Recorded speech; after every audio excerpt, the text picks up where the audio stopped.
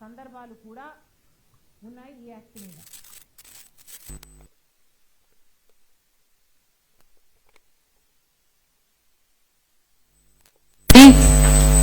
National Rural Employment Guarantee act. ఈ act ప్రకారం ఈ రోజుటికి కూడా జనవరి 2026 ఈ సంవత్సరం ఈ నెలకు ఈ రోజుటికి కూడా ఆంధ్ర రాష్ట్రంలోనే 91,44,000 మంది కూలీలు యాక్టివ్గా రిజిస్టర్ అయి ఉన్నారు ఉపాధి హామీ పథకం కింద అన్నది వాస్తవం. ఈ act Mahatma Gandhi National Rural Employment Guarantee act మన రాష్ట్రంలో ఉపాధి హామీ పథకం అంటాం షార్ట్గా. ఈ పథకానికి శ్రీకారం చుట్టింది ఇదే ఆంధ్ర రాష్ట్రంలో. ఇది యూపీఏ ప్రభుత్వం తెచ్చిన యాక్ట్. రాజశేఖర రెడ్డి గారు ముఖ్యమంత్రిగా ఉండగా మన్మోహన్ సింగ్ గారు, సోనియా గాంధీ గారు మన రాష్ట్రానికి ఆంధ్ర రాష్ట్రానికి వచ్చి సింగనమల కాన్స్టిట్యుయెన్సీలో బండ్లపల్లి అనే గ్రామంలో దీనికి శ్రీకారం చుట్టడం జరిగింది. ఇది లాంచ్ చేసింది మన ఆంధ్రప్రదేశ్లో. ఎంతో వైభవంగా లాంచ్ అయిన ఈ యాక్టు ఆంధ్ర రాష్ట్రంలో ఒక ఫేజ్ 1లో ఒక పైలట్ ప్రాజెక్టుగా తీసుకొని మొదలుపెట్టిన యాక్ట్. అప్పటి ముఖ్యమంత్రి రాజశేఖర రెడ్డి గారు ఈ పథకం మీద ప్రత్యేకమైన శ్రద్ధ పెట్టారు.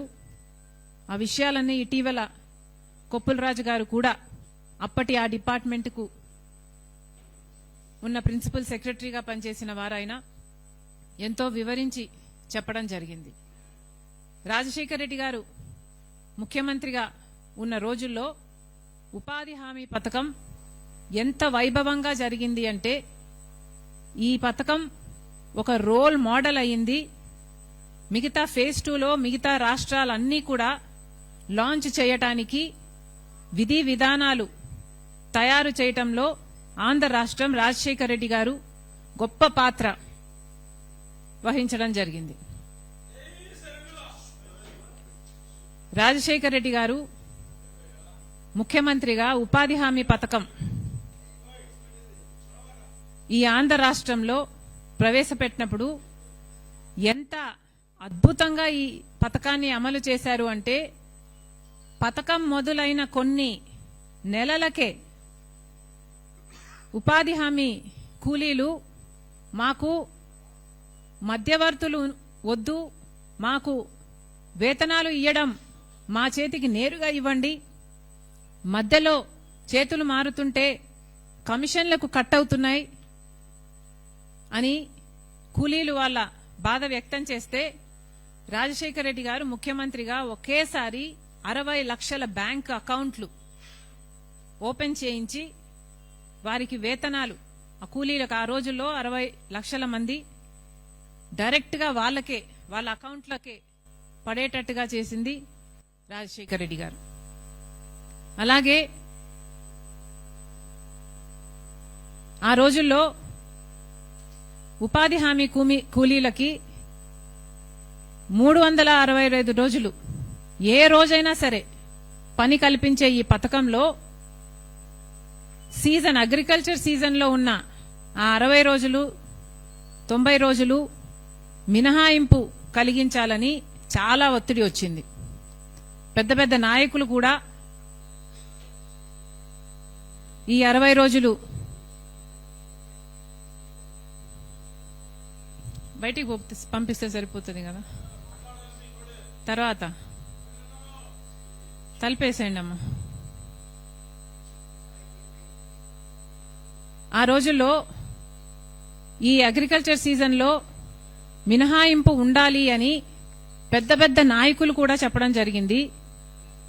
అంతేకాదు ఇలా మినహాయింపు లేకపోతే కూలీలకు ఇచ్చే కూలీ డబ్బులు మేము ఎక్కువ ఇవ్వాల్సి వస్తుంది అని వాళ్ళు అడిగితే రాజశేఖర రెడ్డి గారు అన్నారు మాట, లేదు కూలీలకి ఇంకొక ఆప్షన్ ఉంది అంటే కూలీలకి బార్గెనింగ్ పవర్ ఉన్నట్టు ఉపాధి హామీ పథకం ఉపాధి హామీ పనులు ఉన్నాయి అంటే కూలీలకు ఒక భరోసా ఉంటుంది, మాకు ఈ పని కాకపోతే ఆ పని చేసుకోవచ్చు అన్న భరోసా ఉంటుంది. అంటే వ్యవసాయదారులందరూ లేదు మాకు కూలీ డబ్బులు ఎక్కువ అవుతాయి అప్పుడు, ఎందుకంటే మేము మ్యాచ్ చేయాల్సి వస్తుంది ఉపాధి హామీ వేజెస్ తో అని అంటే రాజశేఖర రెడ్డి గారు ససేమిరా వీల్లేదన్నారు. దాంతో వ్యవసాయదారులు చాలా మంది అలిగి ఒక సీజన్ బాయ్కాట్ కూడా చేశారు. చేసినా రాజశేఖర రెడ్డి గారు లొంగలేదు. ఎట్లయినా సరే బార్గెనింగ్ పవర్ కూలీల చేతుల్లో ఉండాల్సిందే అని 60 రోజులు అగ్రికల్చర్ సీజన్ లో మినహాయింపు ఇవ్వలేదు రాజశేఖర రెడ్డి గారు. అదే ఒక విధి విధానంగా మారింది మన్రేగా యాక్ట్ ఉపాధి హామీ స్కీమ్ లో. అలాగే రాజశేఖర రెడ్డి గారు మన్రేగా స్కీమును అమలుపరిచినప్పుడు, ఉపాధి హామీ స్కీమును అమలుపరిచినప్పుడు సోషల్ ఆడిట్ అంటే ఈ స్కీమ్ బాగా జరుగుతుందా లేదా అన్నది, ఫీల్డ్ ఆఫీసర్లు సరిగా చేస్తున్నారా లేదా అన్న విషయం బయట ఎవరో వచ్చి ఆడిట్ చేయటం కాదు, కార్మికులే అంటే కూలీలే, ఏ గ్రామానికి సంబంధించిన కూలీలే ఆడిట్ చేసుకోగలగాలి. ఏ పనులు ఎంతమంది చేస్తున్నాం, ఎన్ని డబ్బులు వచ్చాయి, ఎవరెవరికి ఇస్తున్నారు అన్న విషయాలు ఆడిటింగ్ కూడా కూలీలే చేసుకోగలగాలి అని సోషల్ ఆడిటింగ్ కూడా ప్రవేశపెట్టింది రాజశేఖర రెడ్డి గారు. ఇలా ఎన్నో విషయాలలో మన్రేగా యాక్ట్ కి విధి విధానాలు రూపొందించడంలో ఆంధ్ర రాష్ట్రం ఒక రోల్ మోడల్ గా నిలిస్తే, ఆ తర్వాత ఫేజ్ 2లో ఈ national Rural Employment Guarantee act ప్రకారం ప్రవేశపెట్టిన ఈ పథకాన్ని దేశమంతా లాంచ్ చేసినప్పుడు ఆంధ్ర రాష్ట్రం విధించిన లేక ఏర్పరిచిన విధి విధానాలతోనే అమలు పరచడం జరిగింది. అది కూడా 20 ఏళ్లగా. 20 సంవత్సరాలైంది ఉపాధి హామీ పథకం ప్రారంభమై. 20 ఏళ్లగా కూలీలందరికీ ఆత్మవిశ్వాసం ఉండేది, ఆత్మగౌరవం ఉండేది. ఎంతో మంది ఉపాధి హామీలో పాల్గొన్నారు. మన దేశంలో అయితే కోట్ల మంది ఉన్నారు. ఇంతమంది వాళ్ళ జీవితాలను మెరుగుపరుచుకోగలిగారు, వాళ్ళ బిడ్డలను చదివించుకోగలిగారు, వాళ్ళకి బయింగ్ పవర్ పెరిగింది, విలేజెస్ లో ఎకనామిక్ యాక్టివిటీ పెరిగింది. ఇలా ఎన్నో విధాలుగా ఉపాధి హామీ పేద ప్రజలకు, పేద కూలీలకు ఒక ఆసరాగా నిలబడింది. కానీ బీజేపీ ప్రభుత్వం పుట్టిందే సర్వనాశనం చేయటానికి, కాబట్టి ఈ పథకాన్ని కూడా నాశనం చేయటానికి పూనుకున్నారు.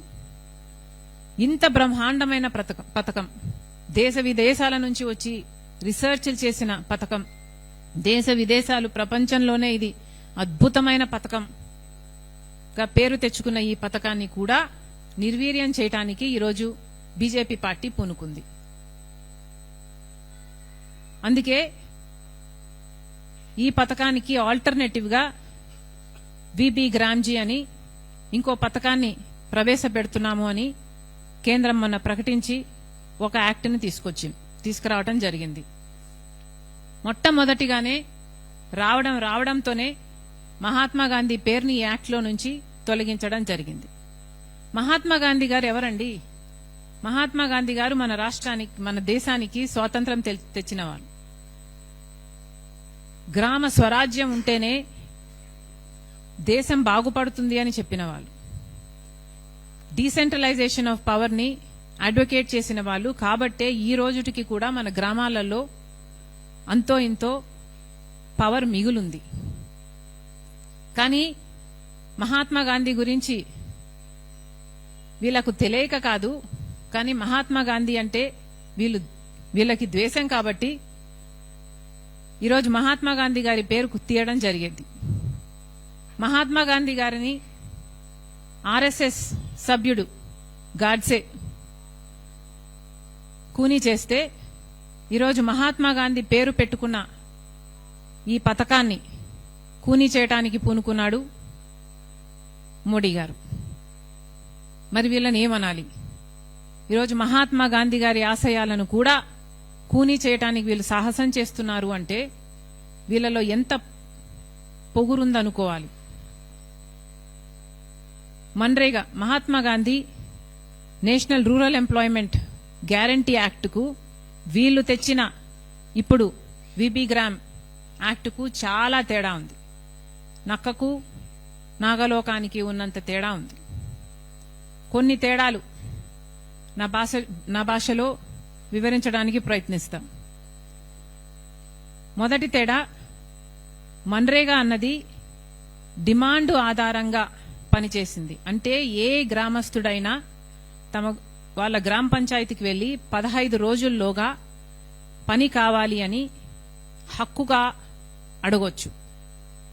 15 రోజుల్లో ఆ కుటుంబానికో లేకపోతే ఆ కూలీకో పని కల్పించాల్సిన బాధ్యత యంత్రాంగానికి ఉంది. అంటే మొట్టమొదటిగా డిమాండ్ బేస్డ్ హక్కుగా గ్యారంటీగా ఉంది మన్రేగాలో. కానీ ఇప్పుడు మోడీ గారి విబి గ్రామ్ ప్రకారము ఇది డిమాండ్ బేస్డ్ గా ఉండబోదు, ఇది నోటిఫైడ్ పద్ధతిలో పని ఇవ్వటం జరుగుతుంది. అంటే ఏ గ్రామంలో ఈ పథకం అమలు కావాలి అన్నది కేంద్ర ప్రభుత్వం నిర్ణయిస్తుంది. అంటే ఏ జిల్లాలో అయినా, ఏ రాష్ట్రంలో అయినా, ఏ గ్రామంలో అయినా అసలు ఈ పథకం ఉండాలా ఉండొద్దా అన్నది ఇక ఇప్పుడు యూనివర్సల్ కానే కాదు, ఇది ప్రతి కార్మికుని హక్కు కానే కాదు.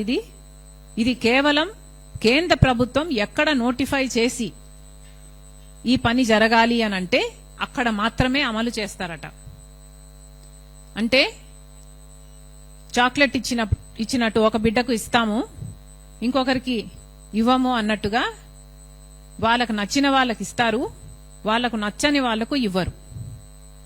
ఒకవేళ ఇచ్చినా కూడా ఎప్పుడు కావాలంటే అప్పుడు వాళ్ళు మళ్లీ దాన్ని డీనోటిఫై చేయొచ్చు.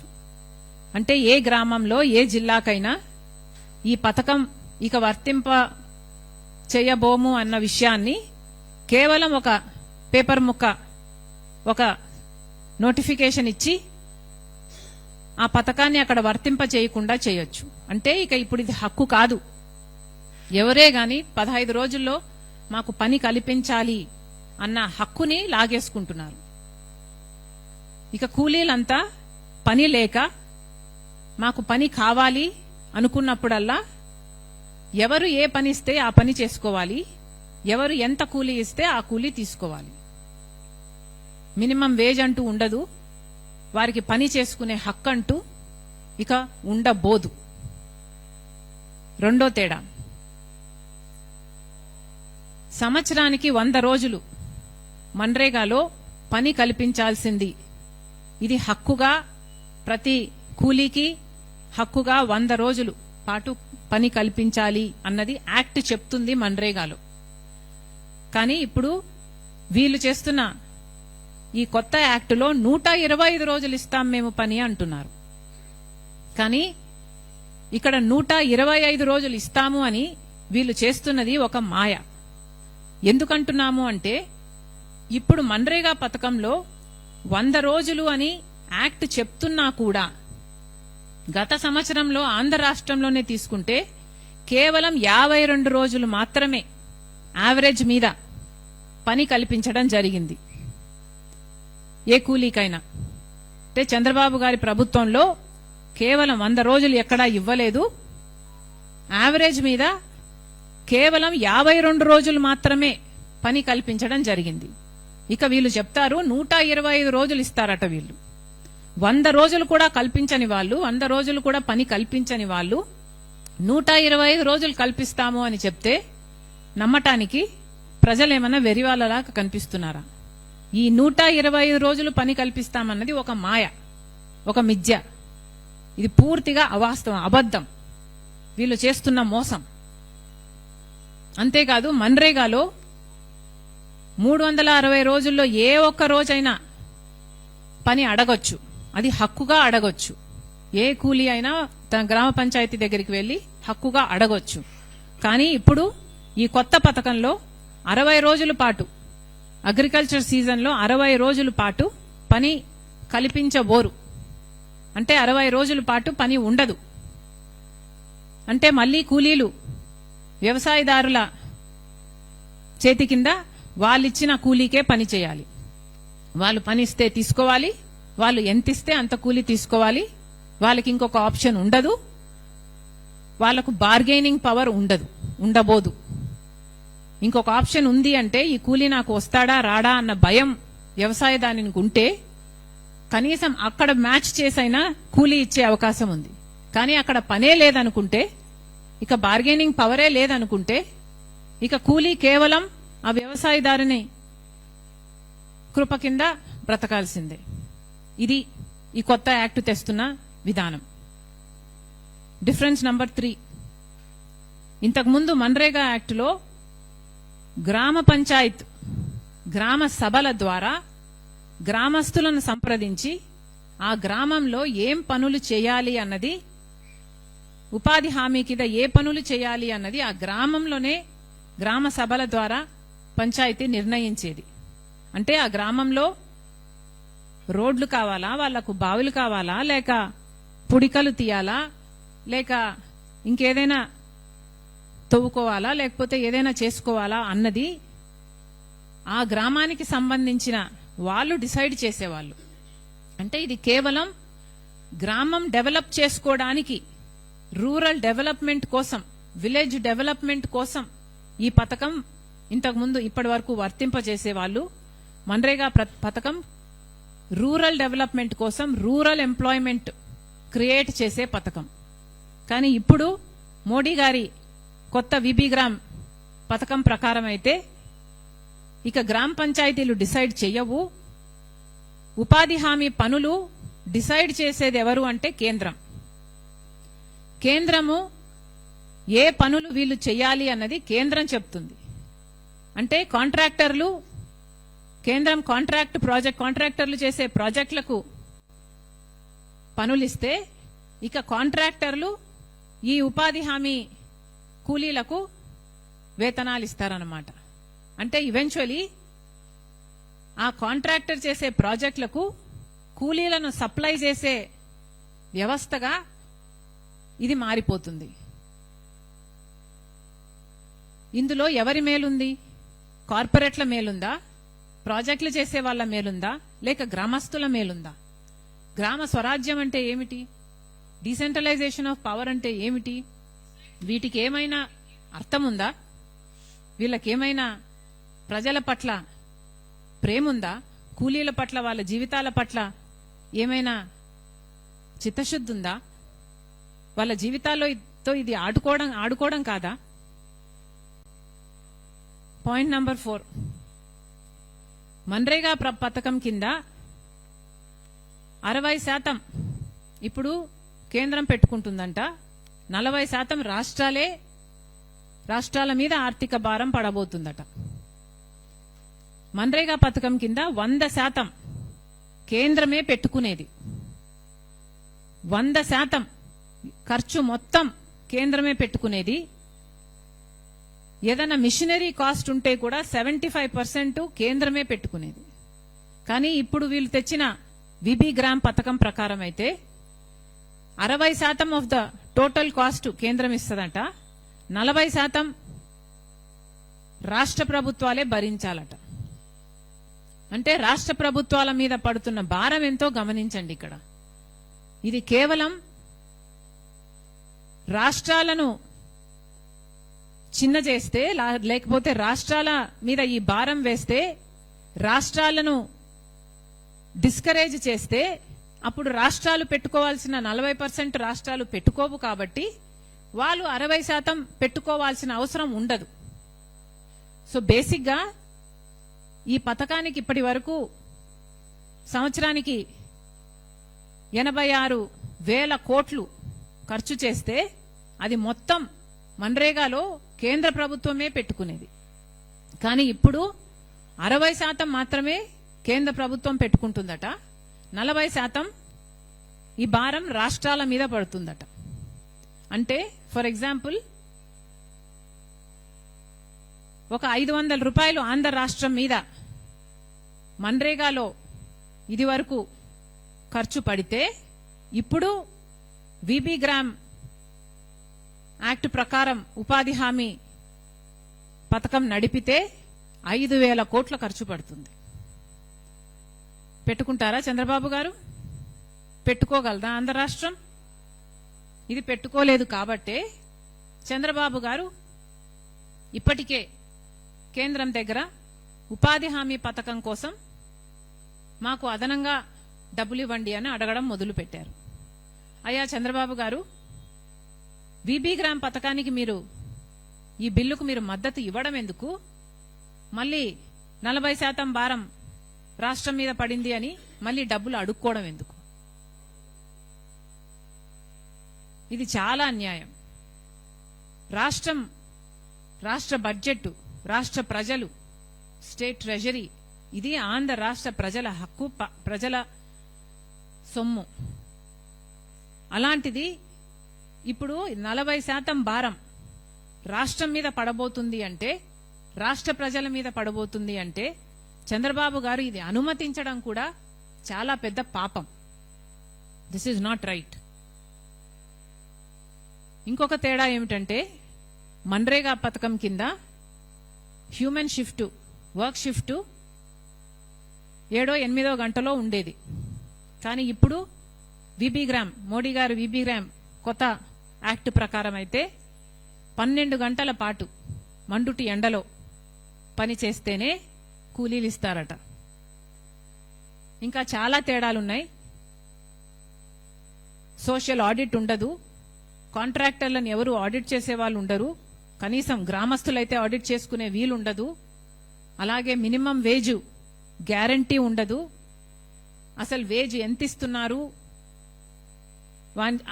కార్మికుని చేతికి, కూలీ చేతికి ఎంత పోతుంది అన్న లెక్క ఉండదు. సో ఇవేవి ఉండకుండా, అకౌంటబిలిటీనే లేకుండా కేవలం కార్పొరేట్లకు మేలు చేసేటట్టుగా, కాంట్రాక్టర్లకు మేలు చేసేటట్టుగా ఈ పథకాన్ని తయారు చేస్తున్నారు. ఇది అన్యాయం కాదా? వీబీ గ్రామ్ వల్ల, ఈ కొత్త చట్ట ప్రకారం చాలా నష్టాలు జరుగుతాయి. ముఖ్యంగా అన్ఎంప్లాయ్మెంట్ పెరుగుతుంది. రూరల్ ప్లేసెస్లో, అంటే గ్రామాలలో ఇక ఉపాధి హామీ పనులు తగ్గిపోవడం వల్ల, ఎందుకంటే రాష్ట్రం 40% పెట్టుకోవాలి కాబట్టి రాష్ట్రం అంతా ఎంకరేజ్ చేయదు. ఈవెన్చువలీ గ్రామ పనులు కూడా జరగవు కాబట్టి కాంట్రాక్టర్ల కింద వీళ్ళు పని చేయాల్సి వస్తుంది నోటిఫైడ్ పద్ధతిలో వీబీ గ్రామ్ ప్రకారం. కాబట్టి ఈవెన్చువలీ ఉపాధి హామీ అన్నది తగ్గడం కాదు, చచ్చేపోతుంది. దాంతో అన్ఎంప్లాయ్మెంట్ పెరుగుతుంది. అన్ఎంప్లాయ్మెంట్ పెరిగితే పని లేక వలసలు వెళ్లాల్సిన అవసరం ఉంటుంది. అంటే distress migration, rural distress migration ని చూడాల్సి వస్తుంది. ఇప్పటికే మన బిడ్డలకు ఉద్యోగాలు లేక కుటుంబాలు అల్లాడిపోతున్నాయి. ఇక గ్రామాలలో కూడా పని దొరకడం కష్టమైపోతుంది. అంటే కనీసం తిండికి కూడా నోచుకోని స్థితికి గ్రామస్తులు వస్తారు, కూలీలు వస్తారు. ఇది దీని పరిణామం అవుతుంది. నాయకులు ఆలోచించుకోవాల్సిన అవసరం ఉంది. లేబర్ ఎక్స్‌ప్లాయిటేషన్ కూడా జరుగుతుంది. ఇప్పటి వరకు లాగా సోషల్ ఆడిట్ ఉండదు. ఇంత కూలీ ఇవ్వాలి కదా అని కూలీ అడగడానికి ఉండదు. ఆ లేబరు, ఆ కాంట్రాక్టరు ఎంత ఇస్తే అంత కూలీ తీసుకోవాల్సిన పరిస్థితి వస్తుంది. 60 రోజులు పనే ఉండదంట. ఇవన్నీ వీటి దృష్ట్యా లేబర్ని ఎక్స్‌ప్లాయిటేషన్ చేయడం జరుగుతుంది. బానిస వ్యవస్థ తయారయ్యేటట్టు చేస్తున్నారు వీళ్ళు.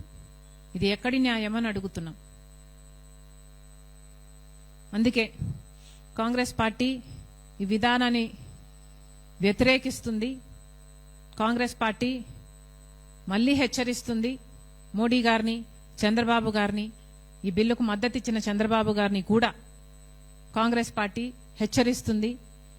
ఇది చాలా ప్రమాదకరమైన బిల్లు.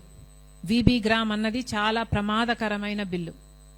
పేదవాడికి ఆసరాగా నిలబడిన MNREGA, Mahatma Gandhi National Rural Employment Guarantee act ని మీరు ఖూనీ చేసి, ఏదైతే మోడీ గారికి బానిసల్లాగా మారి ఈ కొత్త బిల్లుకి మీరు మద్దతిచ్చారో, ఇది మన రూరల్ వ్యవస్థని, గ్రామ వ్యవస్థని ఖూనీ చేస్తుంది. ఎందుకంటే ఇప్పటి నుంచి గ్రామాలలో ఏ పవరు ఉండదు, వాళ్ళకు అధికారం ఉండదు, వాళ్లకు ప్రాధాన్యత ఉండదు. ఆ గ్రామాలలో ఏదైనా ఒక పని చేసుకోవాలంటే, ఒక బావి, ఒక రోడ్డు వేసుకోవాలంటే వాళ్లకు ఇప్పుడు మార్గమే ఉండదు. మీరు గ్రామాలను ఖూనీ చేస్తున్నారు, గ్రామస్తులను, కూలీలను ఖూనీ చేస్తున్నారు. ఇది భావ్యం కాదు, మళ్ళీ ఆలోచించుకోవాలి. కాంగ్రెస్ పార్టీ ఈ కొత్త బిల్లుని పూర్తిగా వ్యతిరేకిస్తుంది. చంద్రబాబు గారు మద్దతు ఇవ్వడానికి కూడా పూర్తిగా ఖండిస్తుంది. కాంగ్రెస్ పార్టీ డిమాండ్ చేస్తుంది మన్రేగా స్కీమ్ని, మన్రేగాని యాక్ట్ని, Mahatma Gandhi National Rural Employment Guarantee యాక్ట్ని మళ్లీ తిరిగి తీసుకురావాల్సిన అవసరం ఉంది. యాక్టులో ఏదైనా లోపాలుంటే దాన్ని సరిచేసుకోవచ్చు, కానీ పూర్తిగా యాక్టును మార్చి విబి గ్రామ్ చేయడాన్ని కాంగ్రెస్ పార్టీ ఖండిస్తుంది, దీన్ని వ్యతిరేకిస్తుంది, దీన్ని మార్చుకోవాలని డిమాండ్ చేస్తుంది.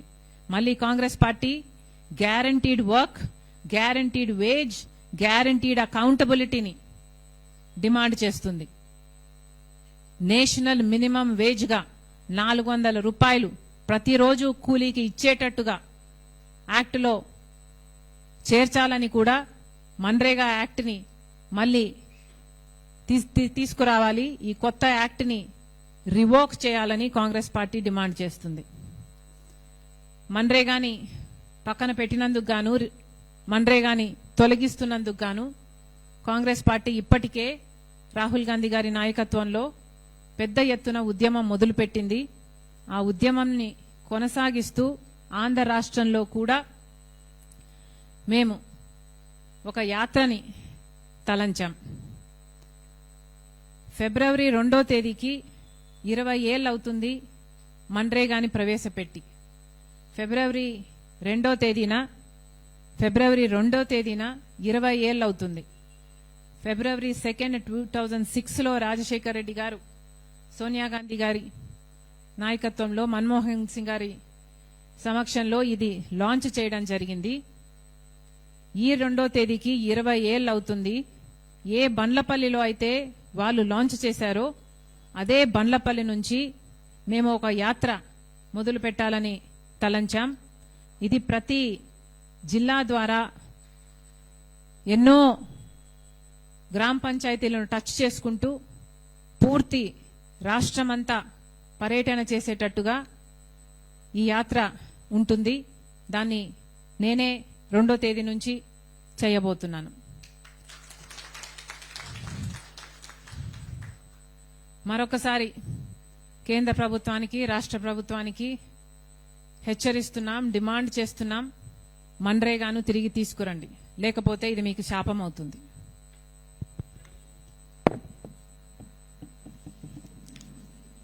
ఈ యాత్రకు సంబంధించి ఒక పోస్టర్ ని లాంచ్ చేస్తున్నాం.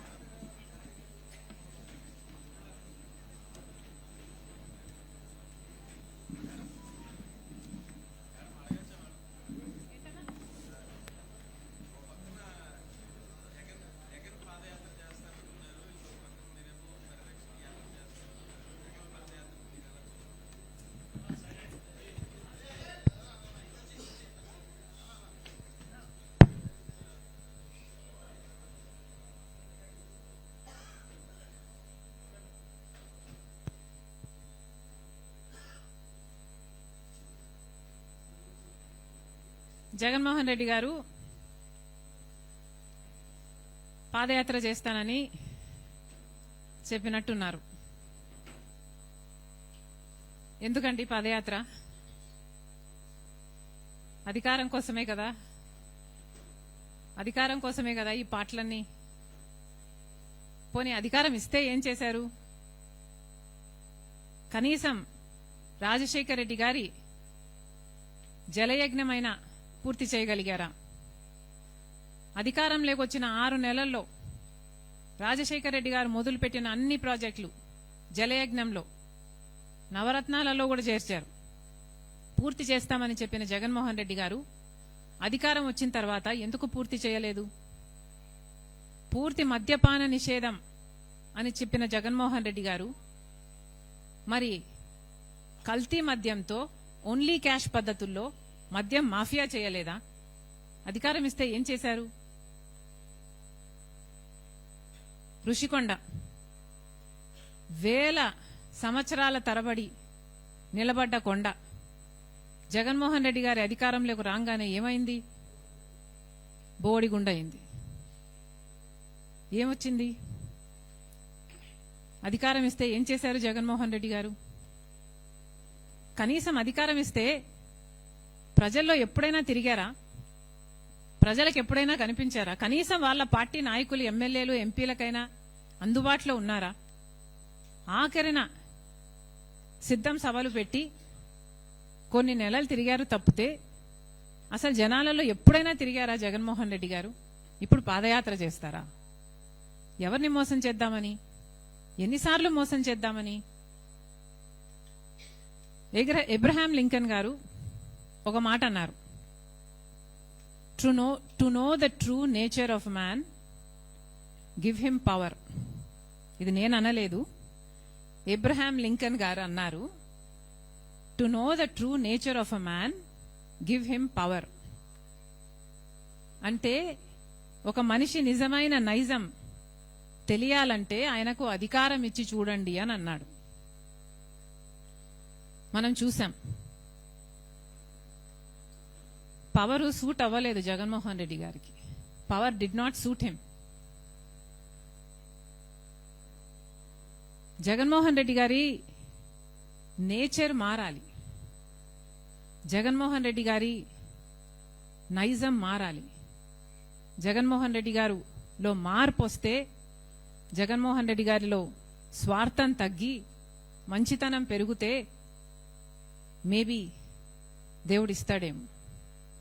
కానీ అంతవరకు దేవుడు ఆశీర్వదించడు, ప్రజలు ఆశీర్వదించరు. ఇక మేం చేస్తున్న యాత్ర ఎప్పుడో ఎలక్షన్లకు ముందు జగన్మోహన్ రెడ్డి గారు సంవత్సరంన్నర ముందు అనౌన్స్ చేసినట్టు, ఇందాకెవరో చెప్పారు, ఎప్పుడు 27 జులైలో పాదయాత్ర చేస్తాడా? దానికి ఇప్పుడు ఎందుకంటే అనౌన్స్మెంట్? మేము ఇప్పుడు అనౌన్స్ చేస్తున్నాం, ఇప్పుడు యాత్ర చేస్తున్నాం. ఎందుకు చేస్తున్నాం? మన్రేగాను బీజేపీ చంపేస్తుంది కాబట్టి చేస్తున్నాం. మరి జగన్మోహన్ రెడ్డి గారు దీని మీద ఎందుకు యాత్ర చేయటం లేదు? జగన్మోహన్ రెడ్డి గారు కూలీల కోసం, ఉపాధి హామీ కోసం ఎందుకు కొట్లాడటం లేదు? ఎవరికి ఉంది చిత్తశుద్ధి? మేము చేస్తున్న యాత్ర ఎవరి కోసం? మేము చేస్తున్న యాత్ర ప్రజల కోసం, గ్రామాల కోసం, గ్రామ స్వరాజ్యం కోసం, గ్రామాలలో మళ్లీ ఉపాధి హామీ బ్రహ్మాండంగా నడవడం కోసం. ప్రజలే గమనించాలి.